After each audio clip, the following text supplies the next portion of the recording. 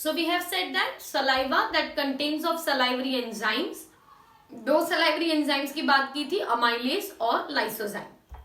इसके अलावा सलाइवा में इलेक्ट्रोलाइट्स होते हैं, म्यूसिन होता है और वाटर होता है. म्यूसिन का रोल हमने अभी देखा that mucin will be helping in lubricating, lubricate करता है फूड को, एडहेर करता है फूड पार्टिकल्स को and therefore helps in the formation of bolus. तो म्यूसिन का रोल हमने आगे ही मेंशन कर दिया that it helps in formation of the bolus. Now we talk about the role of the salivary amylase and the role of the lysozyme. तो salivary amylase जो है, the salivary amylase is also known as ptyalin and it helps in hydrolysis of complex carbohydrates. किसे hydrolyse करता है? Complex carbohydrates. मतलब जो amylase enzyme होता है that is meant for the breakdown of the complex carbohydrates. Which complex carbohydrates? तो हम जो खाना खाते हैं उसमें सबसे ज्यादा अमाउंट में स्टार्च होता है. वेदर यू हैव चपाती और whether you have rice, that has enough amount of carbohydrates. तो यहाँ पे जो स्टार्च है which is a complex carbohydrate will be broken down to the structure which is called maltose. maltose एक disaccharide है. Disaccharide किससे बनता है? दो मोनोसैकेराइड्स जब ज्वाइन होते हैं तो एक डाइसैकेराइड बनता है. So this is happening in presence of salivary amylase at a pH of 6.8. So at an pH of 6.8, क्योंकि हमारा जो सलाइवा होता है वो स्लाइटली एसिडिक ही होता है, तो इतने pH पे स्टार्च जो है which is a complex carbohydrate gets broken down into maltose. So therefore about 30% of carbohydrates are digested in the oral cavity. 30% जितने कार्बोहाइड्रेट्स कहां पे डाइजेस्ट हो जाते हैं? हमारी ओरल कैविटी में. क्योंकि हम जितना भी स्टार्च लेते हैं वो कंप्लीटली डाइजेस्ट नहीं हो जाता. यहाँ पे out of it only 30% gets digested in your oral cavity. बाकी का डाइजेशन कहाँ होगा? तो आगे स्टमक है, राइट, इंटेस्टाइन्स है, वहां पे डाइजेशन होगा. तो सबसे पहले हमने बात की किसकी? सलाइवरी अमाइलेज की. सलाइवरी अमाइलेज को और क्या कहा जाता है? Ptyalin is the another name for salivary amylase. Amylase किसे डाइजेस्ट करता है? कॉम्प्लेक्स कार्बोहाइड्रेट्स को डाइजेस्ट करता है. और इसे क्यों हाइड्रोलाइसिस कहते हैं? Because it is broken down in presence of water. So it is a hydrolytic enzyme. Amylase कैसा एंजाइम है? Hydrolytic enzyme. तो स्टार्च जो है that will be broken down into maltose in presence of amylase at a pH of 6.8. 30% of the carbohydrates gets digested in the oral cavity. इसके अलावा दूसरा enzyme कौन सा था? लाइसोजाइम. तो लाइसोजाइम जो है it is an antibacterial enzyme. Which type of enzyme it is? Antibacterial enzyme, and therefore it prevents any type of infections in the mouth. क्योंकि माउथ जो है उसमें हमेशा फूड रहेगा बहुत सारी बार, राइट. तो इन्फेक्शंस के चांसेस बहुत ज्यादा है क्योंकि it always remains open for most of the time, right, when you speak, when you eat, when you drink. So in all these cases, there is the risk of having infection through other bacteria. So that can also be prevented by lysozyme. तो दो enzymes है यहाँ पे. पहला enzyme amylase जो carbohydrate मतलब starch को break करता है इनटू माल्टोज, और दूसरा एंजाइम क्या है? एंटीबैक्टीरियल एजेंट है. अब हमारा जो फूड है वो बकल कैविटी में पार्शियली डाइजेस्ट हो जाने के बाद एंटर किस में होगा? फेरिंग्स में और फिर इसोफेगस में. हमने बात की दैट इसोफेगस में फूड जो है that is travelling through which movement? peristaltic movement. So by the peristaltic movement the food is pushed forward. Now where the food is going to enter from esophagus? किसमें enter होगा? अब stomach में. So food enters, now the food enters into the stomach through esophagus. Through the oesophagus, मतलब पहले आएगा pharynx, फिर आएगा oesophagus, और इसोफेगस के बाद क्या आएगा? Stomach. So food is guarded here. Who is guarding the entry of food into the stomach? The sphincter, which was called gastroesophageal sphincter. So we will mention that the entry of food in stomach is guarded by, who will guard it? Gastroesophageal sphincter. मतलब ये जो gastro-oesophageal sphincter है या तो cardiac sphincter है, ये क्या करेगा? फूड जो है उसको रेगुलेट करेगा from opening from esophagus to stomach. मतलब स्टमक में फूड को आने देना है या नहीं, ये गार्डिंग कौन करता है? Cardiac sphincter is going to guard it. तो अब फूड जो है वो किस में आ जाएगा? स्टमक में. तो अब हम किसकी बात करते हैं? Digestion in stomach. So next we talk about digestion in stomach. तो इसके बीच में इसोफेगस है, पर हमें इसोफेगस में डाइजेशन स्टडी करने की जरूरत नहीं है. द रीजन इज कि स्टमक, इसोफेगस जो है, it is only responsible for passing the food further bye peristaltic movement. Oesophagus के खुद के कोई एंजाइम्स है ही नहीं, इसलिए कोई डाइजेशन का प्रोसेस इसोफेगस में नहीं होता. However, ये salivary amylase की जो एक्शन है that is going to continue as the food passes through your esophagus. अब फूड आ जाता है स्टमक में. तो स्टमक के ग्लैंड्स को क्या कहा जाता है? Gastric glands. There is presence of which glands? Presence of gastric glands. हमारा जो स्टमक है उसमें जो ग्लैंड्स प्रेजेंट होती है उन्हें कहा जाता है गैस्ट्रिक ग्लैंड्स. तो ये जो गैस्ट्रिक ग्लैंड्स है उनमें कई स्पेशलाइज्ड सेल्स होते हैं.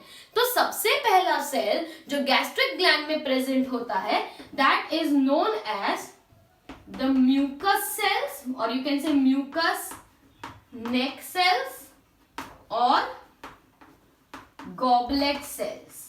म्यूकस नेक सेल्स और goblet cells. And what is their role? Their role is to simply release the mucus. Mucus को रिलीज करना, that is the role of the mucous cells. ये mucus क्या करता है? तो स्टमक जो होता है उसमें HCl रिलीज होता है बाय द गैस्ट्रिक ग्लैंड्स. तो उसमें क्या हो जाता है कि स्टमक की जो वॉल है, एपिथेलियम है, that often gets damage due to this harmful effect of HCl. To remove this activity, to nullify this activity, the mucus protects the whole lining of the stomach. What does the mucus do? Protects the lining of the stomach. तो ये एक mucus neck sales होते हैं.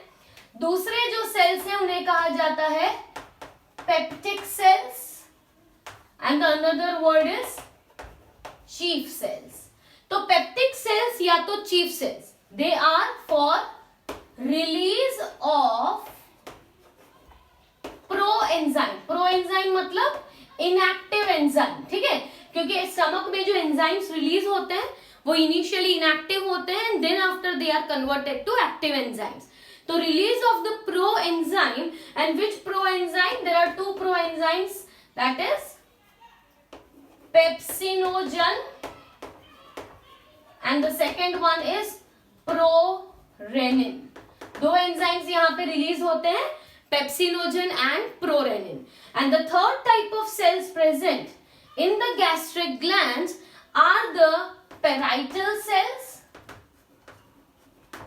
or also known as oxyntic cells, and these cells will be releasing HCl. What do they release? Hydrochloric acid. मतलब HCl release करना function किसका है? parietal cell का. Also they release an intrinsic factor for absorption of vitamin B12। और क्या करते हैं, तो ये जो पैराइटल सेल्स होते हैं एक तो HCl रिलीज करते हैं और दूसरा वो एक और एक सब्सटेंस रिलीज करते हैं जिसे कहा जाता है इंट्रिंसिक फैक्टर।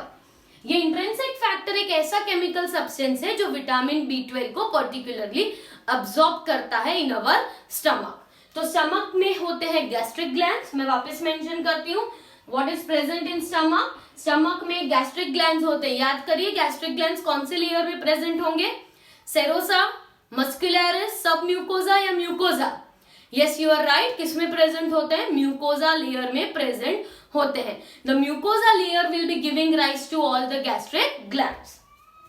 तीन तरह के सेल्स हैं, म्यूकस सेल्स, गॉबलेट सेल्स जो म्यूकस रिलीज करते हैं, पेप्टिक सेल्स या चीफ सेल्स जो इनएक्टिव एंजाइम्स रिलीज करते हैं, और ऑक्जेंटिक सेल्स और पैराइटल सेल्स जो HCl रिलीज करते हैं और एक इंट्रिंसिक फैक्टर रिलीज करते हैं for absorption of vitamin B12। आगे हम देखेंगे कि स्टमक में डाइजेशन कैसे होता है, so we will talk about process of digestion in stomach.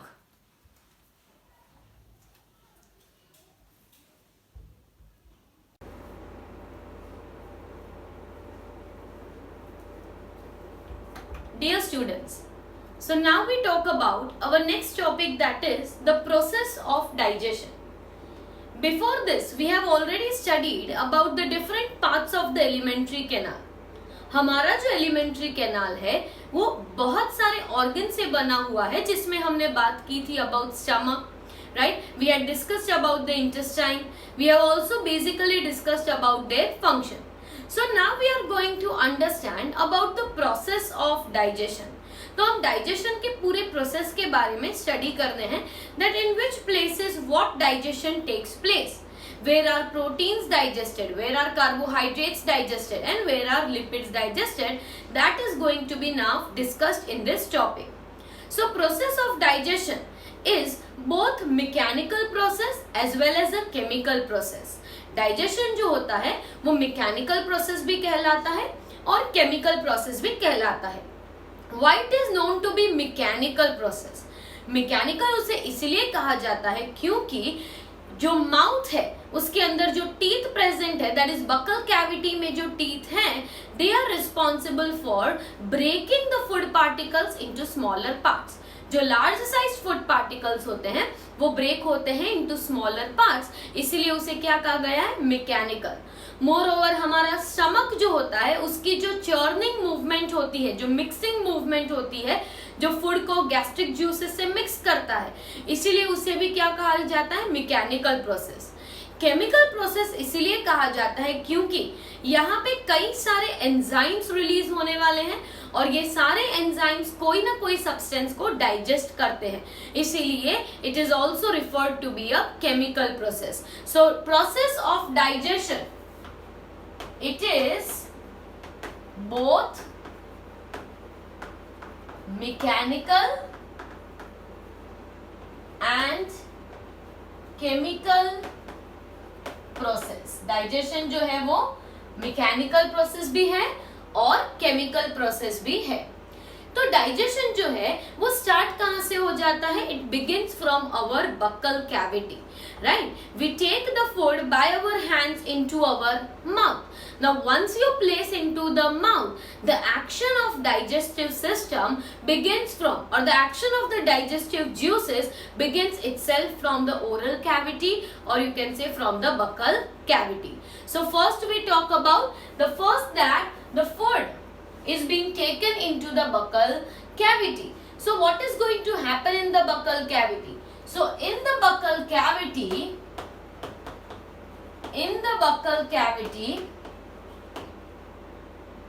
there are mainly two processes। Buckle cavity में क्या होने वाला है, दो प्रोसेसेस होने वाले हैं, that is mastication of food. Mastication of food मतलब फूड का छोटे पार्ट्स में, छोटे बिट्स में ब्रेक होना, जिसे क्या कहा जाता है, mastication of the food. So food is going to be broken down into smaller parts, जिसे कहा जाता है masticate. And who does the process of mastication? It is the teeth. Okay. Another thing that happens in the buccal cavity is facilitation of swallowing. हमारी buccal cavity जो है उसमें जो टंग present है, it helps in pushing the food behind so that the food can be swallowed by our rest of the passage, that is pharynx and further the esophagus. Swallowing को deglutition भी कहा जाता है.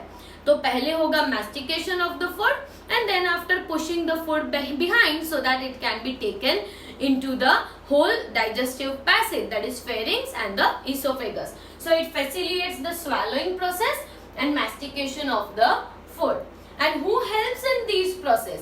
ये दोनों करने में जो help करता है, that is teeth and tongue. So the teeth and tongue along with the mucus present in saliva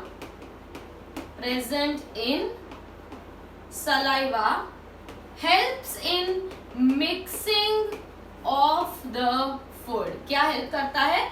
food के मिक्सिंग में. मतलब हमारा जो टीथ है, right, teeth is for chewing the food. फिर आ जाता है tongue, that will be helping it. Helping what? Helping the salivary juices to mix the whole food. And therefore it also helps in lubricating the food. And जो food particles जो अलग अलग हो गए हैं उन सबको adhere करके एक semi solid सा structure बनता है जिसे कहा जाता है bolus. मतलब teeth और tongue as well as saliva, ये तीनों मिला के food को क्या करते हैं? mix up करते हैं properly. मिक्स करने से ही हमें सारे टेस्ट एनेबल होते हैं, हम सारे टेस्ट कर पाते हैं. ठीक है, तो मिक्स करने का काम किसका है? टीथ और टंग along with the saliva. And after mixing, what will happen? The food will be lubricated. The mucus helps in, हम यहाँ पे लिखते हैं mucus helps in lubrication of food and adhering मतलब जो छोटे से फूड पार्टिकल्स मैस्टिकेशन के बाद अलग हो गए हैं उन सबको वापस से इकट्ठा करने का, और and forming the semi solid structure called bolus. क्या बनता है? bolus बनता है. bolus जो होता है that is a small section, a small part that we further swallow. हम फूड को जब swallow करते हैं तो वो पूरे का पूरा फूड जो है वो टीथ में तो क्या हो चुका है? ब्रेक हो चुका है. तो इन सबको वापस लुब्रिकेट करना और वापस से एडहर करके एक सा बनाना और फिर उसे हम क्या करते हैं? स्वैलो करते हैं. तो उसे क्या कहा जाता है? Bolus. That particular substance food which is being swallowed is referred to be as the bolus. ठीक है, तो bolus is now what will happen? Swallowing of the bolus. So this bolus now passes through the pharynx and esophagus. Through the pharynx and the esophagus. मतलब bolus तो बन चुका है. अब ये बोलस कहाँ पे एंटर होगा? फेरिंग्स में. और फेरिंग्स से कहाँ पे एंटर होगा? इसोफेगस में ये एंटर होगा. The process of swallowing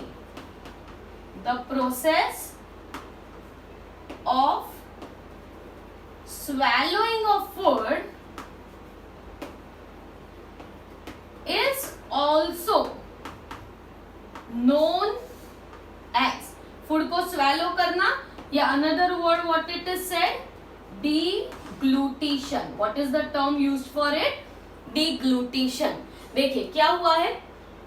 digestion एक मैकेनिकल प्रोसेस भी है और केमिकल प्रोसेस भी है. डाइजेशन जो है वो कहाँ से स्टार्ट हो जाता है? बकल कैविटी से स्टार्ट हो जाता है. तो बकल कैविटी जो हमारी होती है उसमें दो प्रोसेसेस होने वाली है. पहले तो फूड मैस्टिकेट होगा, छोटे पार्ट्स में ब्रेक होगा. दूसरा फूड जो है वो स्वैलो होगा फर्दर, राइट. स्वैलो किस में होगा? It will be swallowed into the pharynx and then into the oesophagus. तो ये दोनों चीजें होने वाली है. तो सबसे पहले हमने क्या लिखा है कि हमारा टीथ और टंग जो है वो क्या हेल्प करता है, along with the saliva it helps in mixing up of all the food, सारा ही फूड मिक्स करता है, लुब्रिकेट करता है, सॉफ्टन करता है। कौन? Saliva softens all the food and this softening will enable the different taste that we have in the food, ठीक है, क्योंकि हमारे पास टंग पे क्या होता है, टेस्ट बर्ड्स होते हैं जो पैपिले में लोकेटेड है। म्यूकस जो है वो फूड को लुब्रिकेट करता है as well as food particles को अडहेर अटैच करता है to form a semi solid mass of food which is called as bolus. और ये बोलस जो है वो फर्दर हम क्या करते हैं, स्वेलो करते हैं फेरिंग्स में, और फेरिंग्स के बाद इसोफेगस में। तो bolus that is going to pass through pharynx and esophagus. This process of swallowing of the bolus को हम जो swallow कर रहे हैं उस swallowing को क्या कहा जाता है, deglutition, that is swallowing of the food, right? और फिर esophagus से food कहाँ पे जाएगा, from esophagus the food will enter into the stomach. तो esophagus जो होता है उसकी एक पर्टिकुलर तरह की मूवमेंट होती है जो एक रिदमिक कॉन्ट्रैक्शंस है जो फूड को आगे की तरफ पुश करता जाता है। तो ये रिदमिक कॉन्ट्रैक्शन वाली मूवमेंट को कहा जाता है peristaltic movement. What it is said, peristaltic movement. ये कैसे होती है, तो देखिए स्टूडेंट्स, यहाँ पे जैसे कि initially the bolus is over here, right, तो पीछे का पोर्शन कैसा है, contracted, and only that much portion is slightly elevated, right? So this is moving in this direction. Now further what will happen, this will move forward. Bolus वाला portion जो है वो आगे मूव हो गया और बाकी का जो पीछे पोर्शन क्या रहा, कॉन्ट्रैक्टेड। तो ऐसे रिदमिक कॉन्ट्रैक्शन मतलब आगे आगे पुश करता जा रहा है फूड को, वैसे कॉन्ट्रैक्शन मूवमेंट को कहा जाता है peristaltic movement. So we will mention that the food passes through